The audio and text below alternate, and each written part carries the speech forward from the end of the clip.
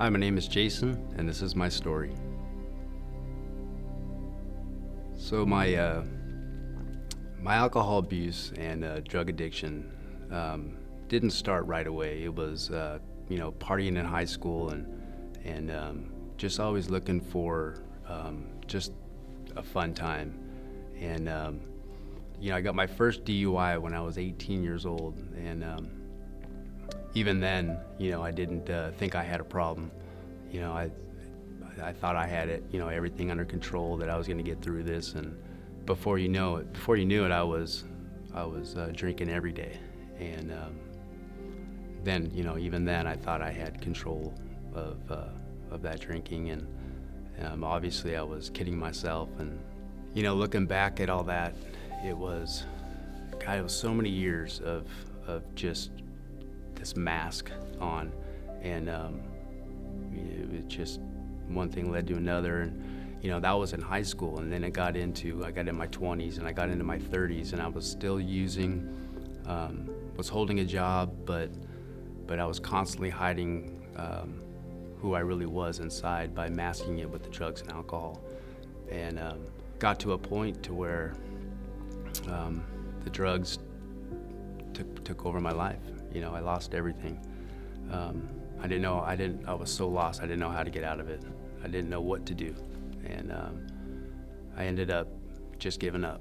I ended up on the streets, and it was 2010 where I had nowhere to go. I had nothing to my name. And doing whatever it took to get the drugs got me making bad choices, and committing crimes, and getting myself locked up plenty of times in jail. And I knew this wasn't me. That lifestyle, deep down in my heart, something was constantly reminding me that this is not who I was.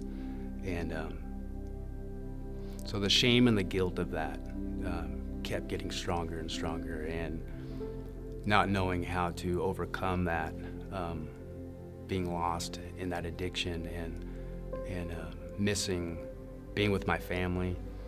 At the time, my son was young, and he's going to be 14 this year, but he was away from my life because of that, and I missed him. I just missed being a father. And I couldn't believe that the drugs had taken me down that hard. My rock bottom was, it started, just the one time I got locked up for a year. The judge gave me a year. He was tired of me being in his courtroom, and he said, "You know what, Jason, I'm sending you away for a year." So as I was sitting in county jail, the jail chaplain had paid me a visit, and I thought he was there to talk me into joining the church in the jail, and but no, he was there to inform me that my dad had died of a heart attack. And talk about shame and the heaviness of shame and guilt. I after I got out of jail, after my 1-year sentence, I went back out on the streets, and I used for about 3 days, and I just something told me, you need to get help. And I did that. I dropped what I was doing, and I went to rehab.